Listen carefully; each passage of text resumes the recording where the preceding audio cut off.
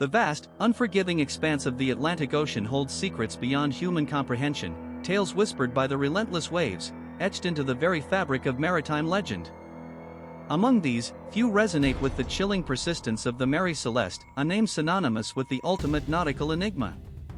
It is a story that defies easy explanation, a phantom ship sailing through the annals of history, carrying not cargo, but an enduring question that has haunted generations of sailors, historians, and dreamers alike: what truly happened aboard the Mary Celeste? On a crisp autumn day in 1872, she set sail from New York, a seemingly unremarkable merchant brigantine embarking on a routine voyage to Genoa, Italy. Yet, a mere month later, she would be discovered adrift, utterly abandoned. Her crew and passengers vanished into the silent, trackless wastes of the sea, leaving behind a vessel pristine in its desolation, a perfect stage for the unfolding drama of the unexplained. This is not merely a tale of a lost ship. It is a profound journey into the heart of human fear, the limits of logic, and the boundless capacity of the ocean to guard its mysteries. Our story begins not with a mystery, but with a birth. The vessel that would become the Mary Celeste first slid down the ways in Spencer's Island, Nova Scotia, in 1861, christened the Amazon. She was a brigantine, a two-masted sailing ship, designed for coastal trade and transatlantic voyages, built sturdy and true from local timber. Her initial years, however, were plagued by a series of misfortunes that would lead some to whisper of a curse. Her first captain, Robert McClellan, fell gravely ill just days after taking command and died during her maiden voyage. Subsequent journeys saw her collide with fishing weirs, suffer damage in the London docks, and run aground off Cape Breton Island. Each incident, though perhaps attributable to mere chance or human error, contributed to a growing superstition among sailors that the Amazon was an unlucky ship, a vessel marked by an unseen hand. These early mishaps, while not catastrophic, painted a shadow over her early life, a prelude to the profound darkness that would later engulf her name. Despite these setbacks, the Amazon persevered, a testament to her robust construction, continuing to ply the trade routes between North America and Europe, carrying various cargoes across the tumultuous Atlantic. She was a working ship, a vessel of commerce, yet her destiny was to transcend this mundane existence, to become an icon of the inexplicable. In 1868, after 7 years under the British flag, the Amazon's luck seemed to turn, or at least, her ownership changed hands. She was seized by creditors and subsequently sold to an American consortium, who decided a fresh start was in order. With a new flag came a new name, the Mary Celeste. This renaming, often seen as an attempt to shed the bad juju of her past, was a common practice in maritime tradition, a symbolic rebirth. She underwent a significant refit in New York, transforming her from a tired, unlucky vessel into a proud, efficient brigantine. Her hull was strengthened, her rigging overhauled, and her interior cabins refurbished, preparing her for a new chapter under American ownership. It was during this period of renewal that she caught the eye of Captain Benjamin Spooner Briggs, a man whose life, and indeed his very identity, would become inextricably linked with her fate. Briggs was a seasoned mariner, a man of profound religious conviction and impeccable reputation, hailing from a long line of respected New England sea captains. He was known for his sobriety, his skill, and his deep devotion to his family, qualities that made him an ideal choice to command the newly christened Mary Celeste. He invested a significant portion of his own savings into the ship, becoming part owner, a testament to his faith in her renewed potential. For Briggs, the Mary Celeste was more than just a ship, she represented his future, a vessel of opportunity and prosperity for his family. He envisioned a life at sea, bringing his loved ones along for the journey, sharing the wonders and challenges of the ocean.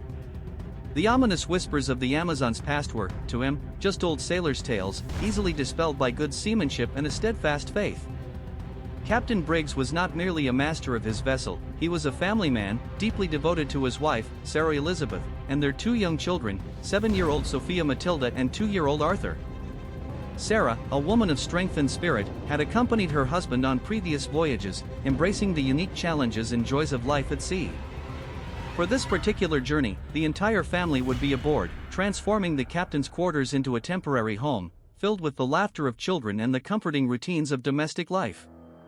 This was not an unusual practice for captains of the era, particularly for long transatlantic passages, offering a semblance of stability amidst the constant motion of the ocean.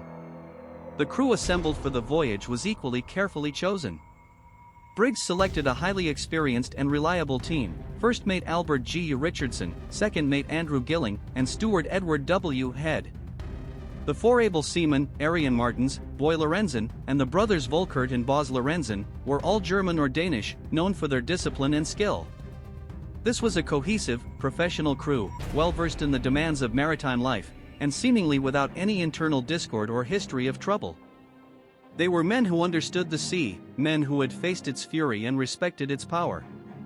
On paper, the Mary Celeste was a ship in peak condition, with an experienced, sober captain, a reliable crew, and the comforting presence of a family, all factors pointing towards a safe and successful journey. The stage was set, not for disaster, but for a routine passage, yet destiny had a far more enigmatic role in mind for this vessel and all who sailed upon her. On November 7, 1872, under a crisp autumn sky, the Mary Celeste weighed anchor in New York Harbor. Her hold was packed with 1,701 barrels of denatured alcohol, a crude form of industrial spirit used in various manufacturing processes. This cargo, while seemingly innocuous, would later become a focal point of intense speculation.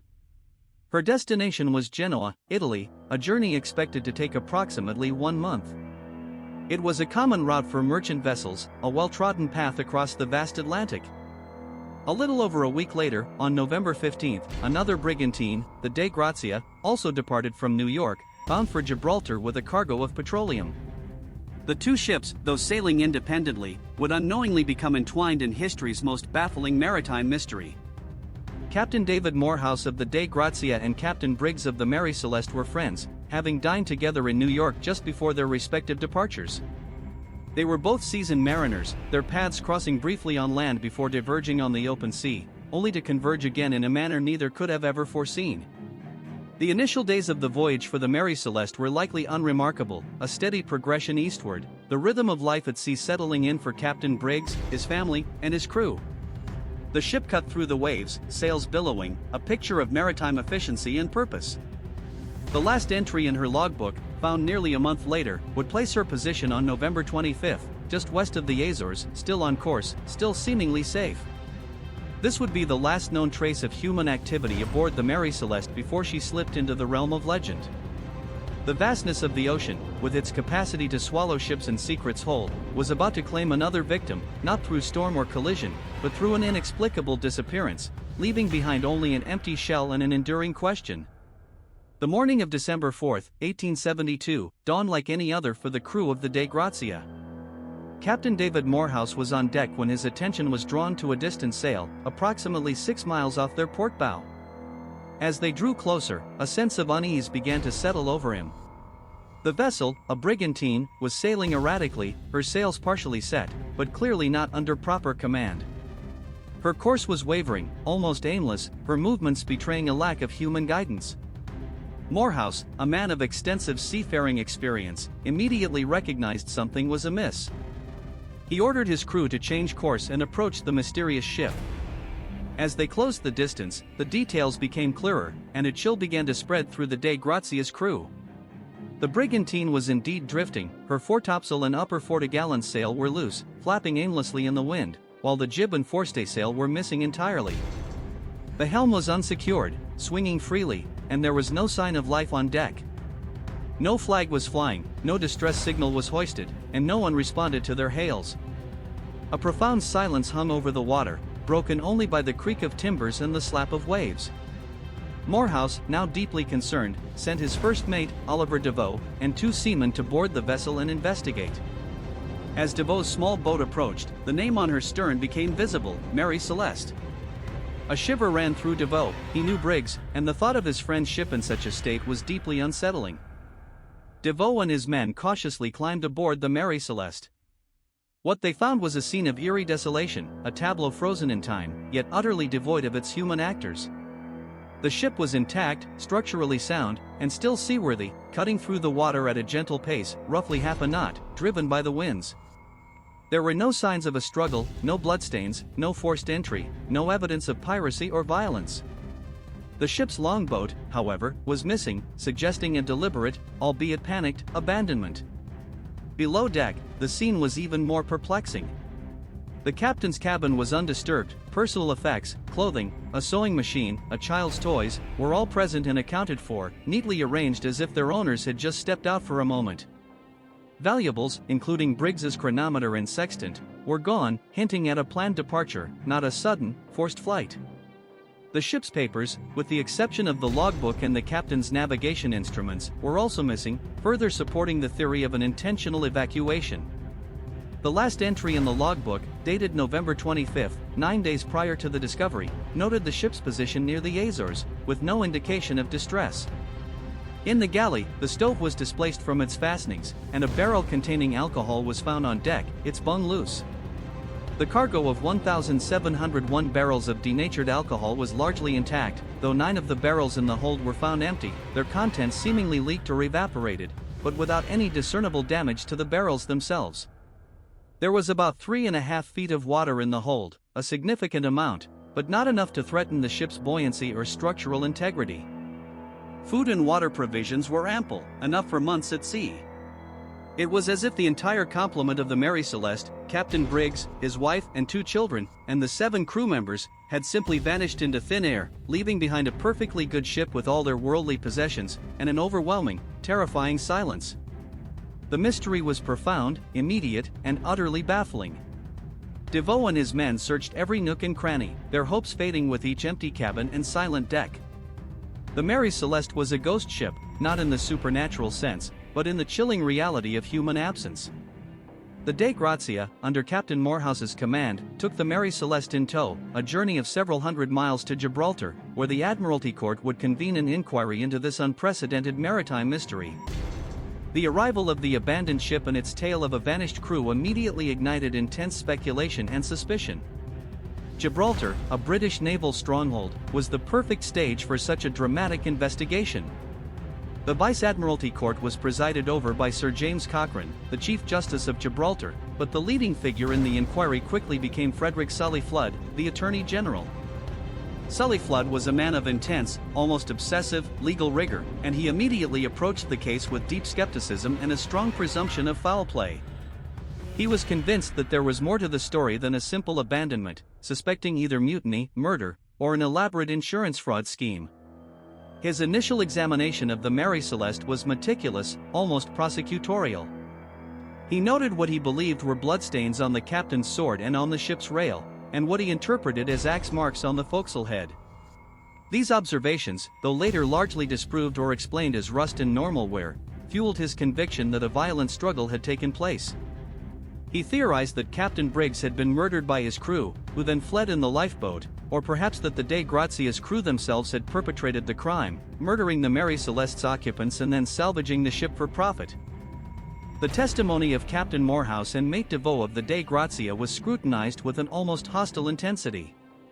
Sully Flood found it difficult to believe that 10 people could vanish without a trace from a seaworthy vessel, leaving behind their personal belongings and a substantial cargo.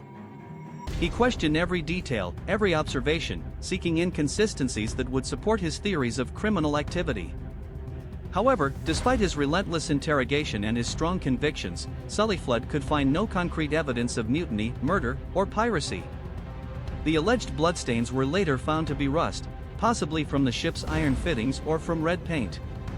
But axe marks were determined to be natural wear and tear on the timber, or perhaps marks from the ship's equipment during a storm.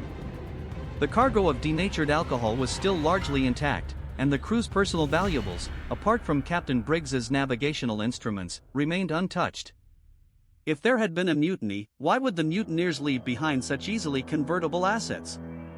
If it was piracy, why take nothing of value from the ship itself? And if it was insurance fraud, it was an incredibly elaborate and dangerous scheme, with no clear financial benefit given the ship's condition and the relatively low value of her cargo compared to the risk involved. The court was left in an impossible position, a ship found in perfect sailing condition, yet utterly abandoned, with no logical explanation for the disappearance of its entire complement.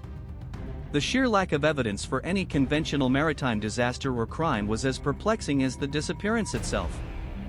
After weeks of exhaustive inquiry, the court ultimately awarded the Dei Grazia a salvage fee, but it was a significantly reduced amount, reflecting Sully Flood's lingering, unsubstantiated suspicions. He publicly declared that he believed foul play had occurred, even if he couldn't prove it. This official skepticism, born of a failure to comprehend the inexplicable, only served to deepen the mystery, cementing the Mary Celeste's place in history not as a victim of a clear tragedy, but as an enduring enigma. The court closed its proceedings, but the questions it failed to answer would echo through the ages, giving birth to a legend that would far outlive the ship itself. The Mary Celeste, having been salvaged and meticulously examined in Gibraltar, eventually returned to service, but she carried with her the indelible stigma of her past. She changed hands numerous times over the next decade, often sold at a loss, as the shadow of her infamous voyage seemed to follow her, deterring potential buyers and crews. Many sailors considered her cursed, a vessel haunted by the ghosts of her vanished crew. Her final, ignominious chapter came in 1885 when she was deliberately wrecked off the coast of Haiti. Her last captain, Parker Foss, was suspected of scuttling her as part of an insurance fraud scheme, a grim and ironic end for a ship so deeply entwined with the unproven suspicions of financial malfeasance. Foss and his co-conspirators were tried for barratry, but the charges were never definitively proven, and the Mary Celeste ultimately succumbed to the waves, taking her final, concrete form to the seabed. However, her physical demise did nothing to diminish the vibrant life of her legend. Indeed, it only served to enhance it. The story of the Mary Celeste quickly transcended the maritime community and entered the public consciousness, propelled by newspaper accounts and popular imagination. But it was in 1884, just 2 years after the inquiry, that the tale truly exploded into global notoriety with the publication of Arthur Conan Doyle's short story, J. Habakkuk Jeffson's Statement. Doyle, the creator of Sherlock Holmes, took the basic facts of the Mary Celeste mystery and wove a fictionalized, yet highly influential, narrative around them. In his story, he changed the ship's name to the Mary Celeste and introduced elements of a murderous conspiracy, a vengeful former slave, and a hidden treasure. While Doyle's account was pure fiction, it was presented with such compelling realism that many readers mistook it for fact, forever embedding certain embellishments into the popular understanding of the mystery. The story's immense popularity cemented the Mary Celeste as the archetypal ghost ship, a vessel abandoned without explanation, her crew vanished into the unknown.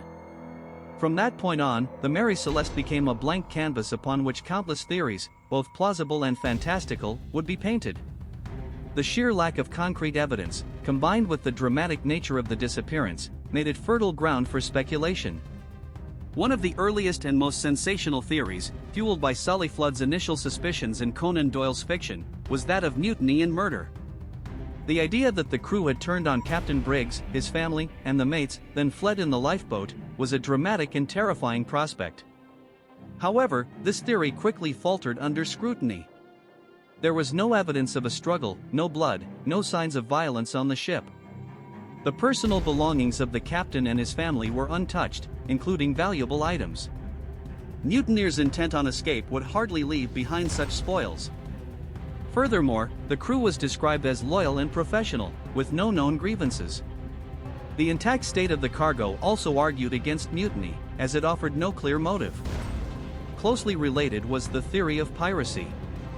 In the late 19th century, while not as rampant as in earlier centuries, piracy still existed in certain regions. Yet, like mutiny, this theory failed to account for the undisturbed cargo and personal effects. Pirates would typically plunder anything of value, not abandon a perfectly good ship with its contents intact. The Mary Celeste was found with her cargo, her stores, and most of her equipment untouched. This absence of theft fundamentally undermined the piracy hypothesis. As conventional explanations failed, more exotic theories began to emerge, reflecting humanity's enduring fascination with the unknown. The idea of an attack by a sea monster or a giant squid became a popular, albeit fantastical, explanation. Tales of monstrous creatures lurking in the depths have always been a part of maritime folklore, and the sudden, inexplicable disappearance of an entire crew provided a perfect opportunity for such legends to take hold. While compelling for its dramatic imagery, this theory lacks any shred of scientific or empirical evidence. There were no signs of struggle with a massive creature, no damage to the ship consistent with such an attack, and no eyewitness accounts. Similarly, some posited an alien abduction or other supernatural phenomena, theories born more of desperation than deduction. These explanations, while exciting, fall outside the realm of rational investigation and serve more to highlight the profound mystery than to solve it. Returning to more grounded, albeit still speculative, possibilities, several theories focused on natural phenomena. A waterspout or a rogue wave could have suddenly struck the Mary Celeste, washing people overboard or causing such extreme distress that the crew and passengers abandoned ship in a panic. A rogue wave, an abnormally large and unpredictable wave, could have swept the decks clean, carrying away the lifeboat and anyone on deck. However, this doesn't fully explain why those below deck, including the family, would have also vanished, or why the ship itself showed no significant structural damage from such an event. While a powerful wave could certainly cause chaos, the ship's general pristine condition argues against a truly catastrophic impact. The most widely accepted and scientifically plausible theory revolves around the cargo of denatured alcohol and the potential for an explosion of its vapors. The Mary Celeste carried 1,701 barrels of highly flammable alcohol. In warm conditions, alcohol can produce volatile, explosive fumes.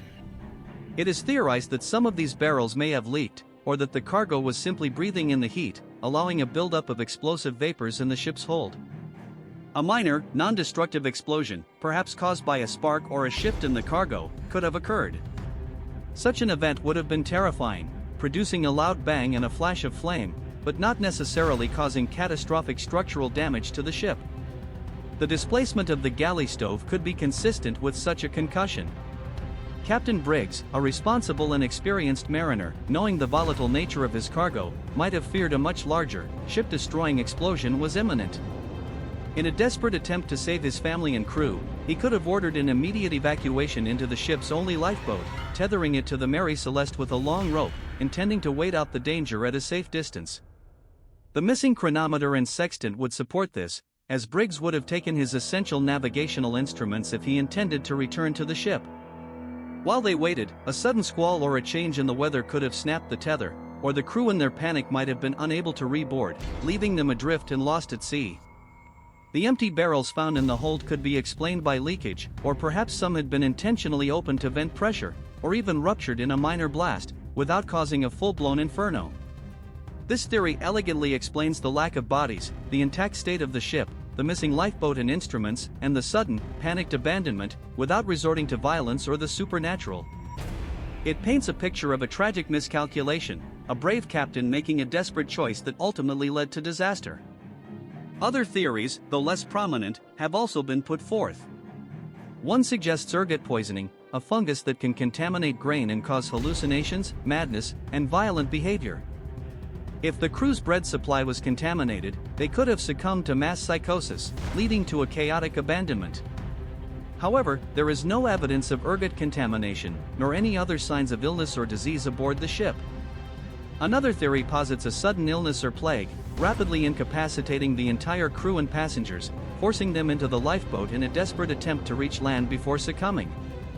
Yet, again, no bodies were found, and no evidence of disease was present on the ship. The idea of a submarine earthquake or tsunami has also been proposed, creating sudden, violent tremors that could have caused panic and led to abandonment, but again, the lack of damage to the ship itself makes this less likely.